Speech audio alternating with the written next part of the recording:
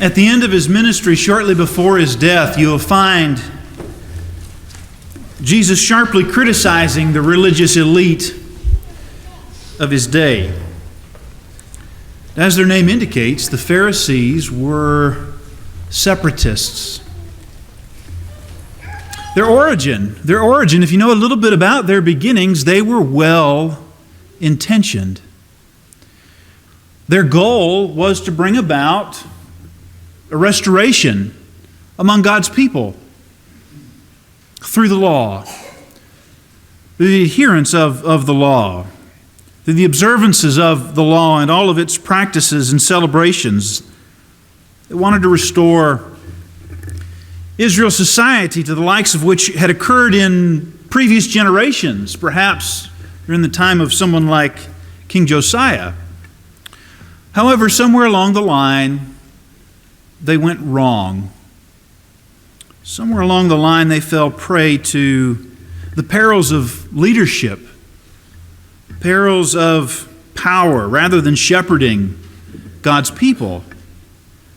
They became oppressive, self-serving, and shockingly, they used the law of Moses to accomplish all of their selfish purposes. And in Matthew chapter 23, Jesus very sharply rebukes the Pharisees, their hypocrisy. And he gives examples. He gives very clear examples of their hypocrisy. In verses 23 and 24 of this chapter, he says, "Woe to you, scribes and Pharisees, hypocrites! For you tithe mint and dill and cumin and have neglected the weightier matters of the law, justice and mercy and faithfulness. These you ought to have done without neglecting the others.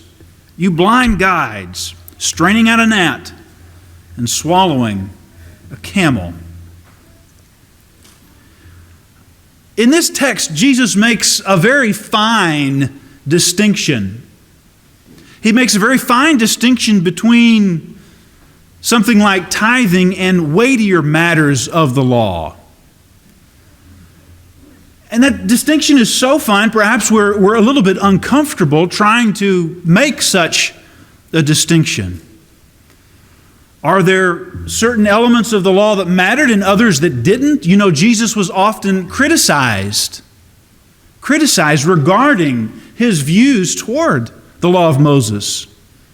He was accused several times of violating the Sabbath. In the Sermon on the Mount, in the beginning of that sermon in chapter 5, Jesus seems to be addressing some of this criticism. He tells the people, "Don't think that I came to destroy the law." But why would they think he came to destroy the law? Perhaps that's what was being said about him. He says, "Don't think I came to destroy the law, but I came to fulfill the law." But why does Jesus speak about weightier matters of the law? The Pharisees obsessed over what we might think of as minor issues of the law. I mean, didn't the law call for them to tithe mint and dill and cumin, various spices? All of the produce that they would produce in the course of a year was to be tithed. Yes, tithing was a part of the law. Tithing is part of the law. Why did they have to do that? Was it because Yahweh liked mint and cumin and dill? Is that what it was? And he wanted some of those spices for himself? No, that's not what it was. The tithing that they were to do, as prescribed in the law, was the means by which the tribe of Levi was supported. Realize the tribe of Levi, they didn't receive land. And in that world, if you didn't have land, well, you didn't have anything. You had no way to support yourself, to grow food or to raise cattle, to sustain your existence. Much of the tithing was used to support an entire tribe and their families. Tithing also was done as a way to care for the poor. And again, you can go in places like Leviticus or Deuteronomy, and you can read about some of that. That tithing, as small as it may have seemed, was an extension of, well, the weightier matters of the law. You would tithe as an act of justice. Absolutely was an act of justice. Certainly was an act of mercy, especially if you think about caring for the poor among them. Faithfulness. Tithing is a way that you kept the commands. You honored and demonstrated faithfulness to the covenant that God had made. The problem with the Pharisees is they obsessed. They obsessed over these small matters and used these small matters to oppress the people. And in so doing, they neglected, they ignored justice and mercy and faithfulness. As a matter of fact, they used these minor matters of the law to commit injustice and oppression. Maybe another way of saying this is that they majored in minors. Have you ever heard that expression? You major in minors. Do the minor matters of the law matter? They did. They did. But they were not to be the focus. The focus were the weightier matters. And Jesus indicates that if they would have focused on the weightier matters of the law, then they wouldn't have neglected the others. If the focus is where it's supposed to be, the other things, the minor issues, take care of themselves. They get addressed. What I want to warn us about tonight is majoring in minors. Don't major in minors. Sometimes as Christians, sometimes as teachers, if we're in positions of leadership, even sometimes as parents, we can obsess over the minor matters and get lost in all of that. You say, well, aren't small things, don't small things matter? They do. They do. But what is at stake are the major concerns, the weightier matters of the law. Now, in thinking about the difference between majors and minors, you think, well, who gets to decide what's a major issue and what's a minor issue? And that's one of the challenges of a topic like that, and why perhaps we're sometimes uncomfortable when we start thinking about the implication of what Jesus says in a text like this. Who gets to decide what goes on what list? Well, there are some passages in the New Testament that key into issues that are major. Issues that are major, that should take our focus. That should be the foundation upon which we're trying to build our lives, to strengthen our churches. Issues around which we should be trying to cultivate our families. And I'd like to notice 3 passages tonight that give us some guidance and direction into what is major, what our focus ought to be. First of all, love. Love is not a minor matter, is it? I mean, the text that Brother Reuben read from a few moments ago in Deuteronomy chapter 7 brings love to the very foundation of Israel's relationship with God. How did they get out of Egypt? Well, it was sheer grace that stems from the love of God. That's what got them out of Egypt. Why were they to obey the law and keep the statutes and commands that he mentions there? In response to the love that liberated them out of Egypt. Shortly after Jesus gives this, or shortly before this sharp rebuke of the Pharisees, in Matthew chapter 22, Jesus has a whole series of very tense encounters with all of the different Jewish sects who, they come together with a common goal of trying to discredit Jesus. But he's asked about the greatest, what's the greatest command? And he says in verses 37 to 40, you shall love the Lord your God with all your heart and with all your soul and with all your mind. This is the great and first commandment. And a second is like it. You shall love your neighbor as yourself. On these 2 commandments depend all the law and the prophets. Love has always been the major issue. It has always been at the foundation of man's relationship with God. It was true with Israel and it remains true with us. Quite frankly, it predates Israel and the law. All of the minor issues rested upon this. It rested upon total commitment to God, love for God with all of your being. This goes back to Deuteronomy 6. Now, Israel recognized this. I mean, they would have recited this multiple times in the course of the day as a way to remind themselves, to anchor themselves, to bring to an awareness that they were anchored in the love of God and that they were to love. He says, you shall love your neighbor as yourself. Now, the oppression of the leaders, the oppression of the Pharisees, there's a stark contrast to what is stated here by Jesus coming right out of the law. Had they loved God with all of their heart, soul, and mind and their neighbor as themselves, though their leadership would have been quite different than it was. Over in 1 Corinthians chapter 13, the opening lines of this text, Paul recognizes that a lot of the problems that were prevalent among this church stem from a lack of love. In the first 4 verses, Paul says, if I speak in the tongues of men and of angels and have not love, I'm a noisy gong or a clanging cymbal.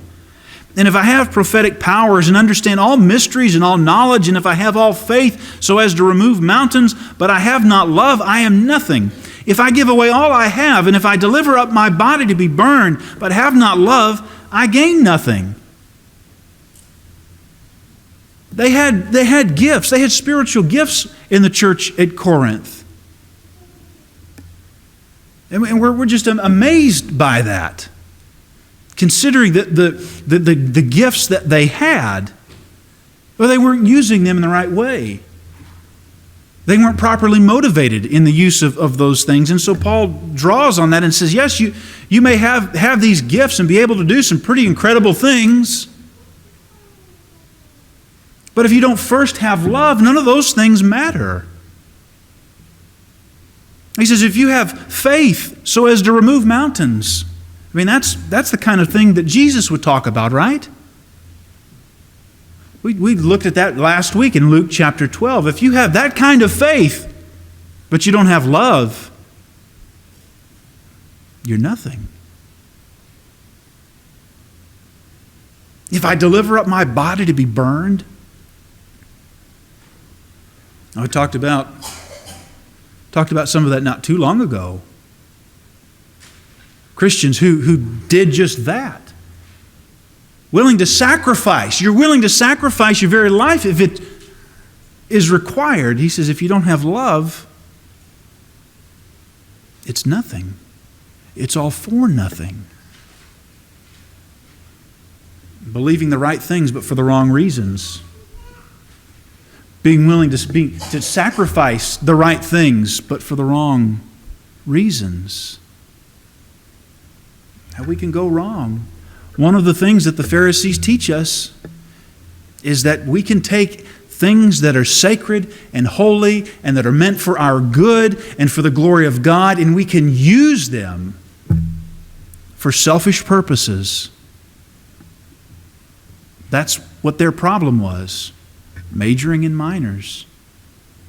We focus on love. Well, then we learn the right things. And we seek to do the right things for the right reasons. We sacrifice the bad things for the right reasons. Develop a commitment to God for the right reasons. Love, he goes on to say, doesn't have an end. Love remains. Love is unending. In this text he says that love is the greatest. Another idea that comes out of another text as it relates to something that is major is the concept of new creation. The concept of new creation. By the love of God, we can become new creations. Of course, sin is the reason why we need to be made new. Sin brings decay and rot and culminates in death. And what we find God beginning to do all the way back in Genesis chapter 3 is bring new creation. In Galatians chapter 6,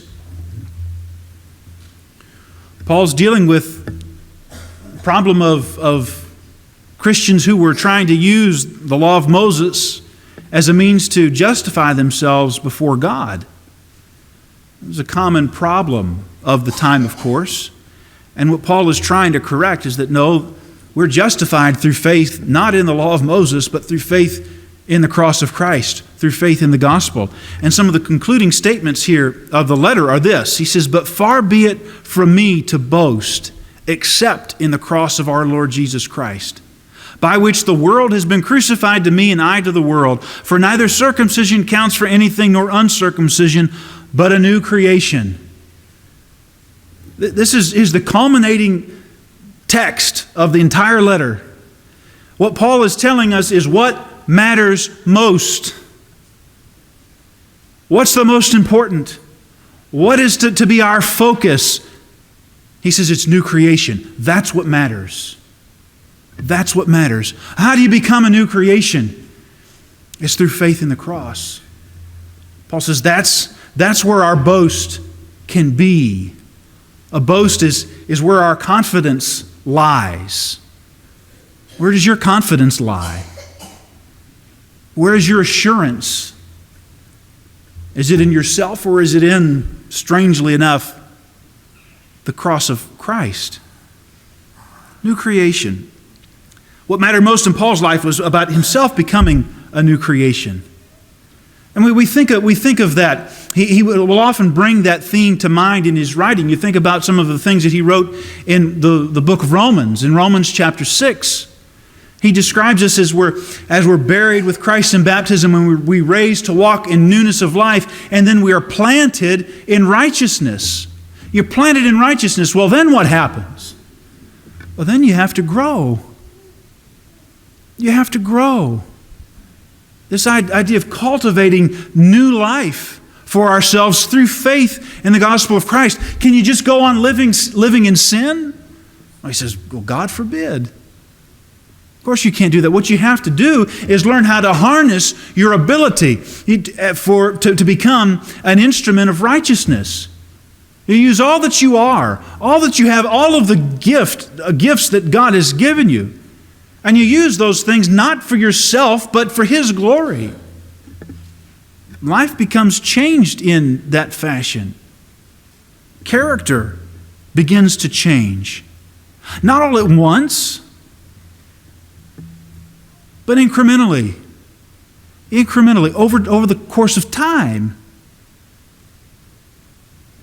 Maybe one of the issues when it comes to majoring in minors is we're not very patient with one another in this area of cultivating new creation.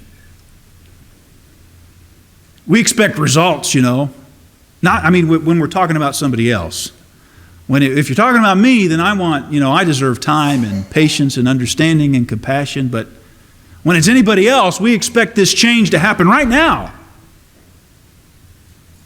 Obsessed. We haven't. This brother, sister. They've been gone for a little while. Where have they been? Well, they're they're very sporadic. They just sort of come once in a while.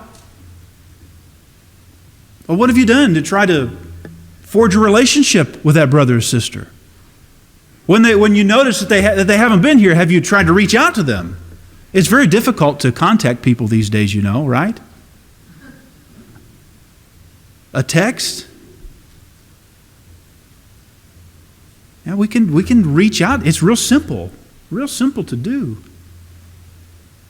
Well, did you see how she was dressed? Did you see it? Don't you know that Christians are supposed to dress modestly? Did you see how she was dressed? And we criticize people like that. But what have you done to try to help her grow? What have you done to help her learn better about how she's supposed to present herself as a child of God? We just major in minors. And what we end up doing is sort of like the Pharisees. We become judge, jury, and executioner. That's not our place. We need to be cultivating new creation, new life, helping each other grow. I appreciate Brother Fain's prayer this morning. Praying for unity, praying for that we would be compassionate with one another. Now, if you focus on new creation, if you focus on cultivating character, now you're going to be getting into the details of the Christian life. Yeah, you're going to be thinking about tithing, even your spices, so to speak. But there's a difference. There's a difference between attacking someone because of what you see is wrong in their life and trying to help them grow. Growing alongside with them because you know you need to grow too. There's something in each of our lives that isn't what it ought to be. There's some area where we need to grow, where we need to become stronger, where we need to become more like Christ, where we need to be more restrained. And as Christians, we're supposed to be helping each other in that process, which brings us to this third major area, and that is the area of stewardship. New creation demands stewardship. That's as old as the Garden of Eden. God made a creation and then He put man in charge of keeping it. And then man sinned and messed it all up. And has to start all over again. Stewardship. By the love of God and Jesus, we can become new creations through faith and then begin sharing in the work of stewardship. Sometimes this concept of stewardship is called the ministry of reconciliation in 2 Corinthians chapter 5 and verses 16 to 21. Other times, Paul, in very broad strokes, talks about how we are to use our abilities to fill God's earth with love and virtue and goodness and purity. Go over to Philippians chapter 4 and verses 8 and 9 and read that. Whatever things. Well, what things, Paul? Whatever things. You got to go out. Seek it out. You've got to seek goodness and virtue and purity. And when you find those things, you've got to embrace them and promote them. That's quite a bigger scope of thought than just, well, make sure you're in your place on Sunday morning for 45 minutes. Stewardship. In 2 Peter chapter 3 and verses 11 to 13, bringing together the ideas of new creation and stewardship, Peter says, since all these things are thus to be dissolved, he's talking about the old world being destroyed. Since all these things are thus to be dissolved, what sort of people ought you to be in lives of holiness and godliness, waiting for the hastening and coming of the day of God, because of which the heavens will be set on fire and dissolved, and the heavenly bodies will melt as they burn? But according to His promise, we are waiting for new heavens and a new earth in which righteousness dwells. The old creation's going away. That's what you believe, isn't it? That's what you professed when you were baptized. The old creation is going away. There's a new creation that is coming. The present age is passing away. The age to come is in the future. A new day has dawned. I mean, this is the language of the New Testament, ladies and gentlemen. The point being, wake up, pay attention, and get ready. Oh, we look forward to what Peter writes here about a new heavens and a new earth. What are we supposed to be doing in the meantime? He says, you wait for it.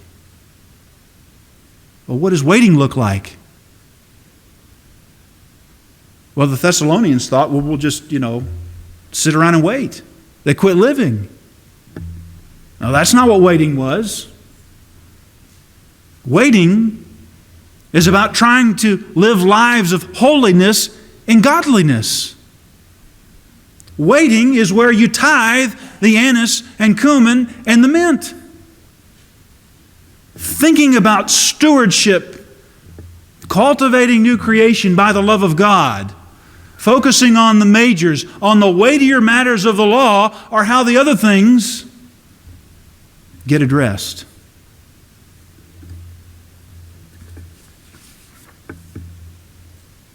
The majors take care of the minors. But if we focus on the minors, if that's our focus, then all of this becomes nothing more than keeping rules and keeping house. For what purpose? We don't know. So somebody can be in charge and have some power. Think about the Pharisees. What were they trying to accomplish? Self-preservation. It was about self-preservation. God has something far greater in mind than that. Something much greater in mind than that. And I hope in noticing some of these passages tonight, we've brought to light some of the greatness, some of the majors. And we talked about this morning in Bible class, Paul telling the Corinthians in 1 Corinthians chapter 4, everything is yours. Everything is yours because of what God accomplished through Christ. And take that to heart. Don't major in minors. I appreciate your attention tonight. If there's someone here whose heart is not right with God, if there's sin in your life, then you need to address it. You need to address it. You need to come into a faithful relationship with God. You have an opportunity to do that tonight. You can be baptized if that's your need this evening. To proclaim death to the old man and lay hold of the new. If we can help you be saved tonight, please come forward and make your requests known as we stand and sing.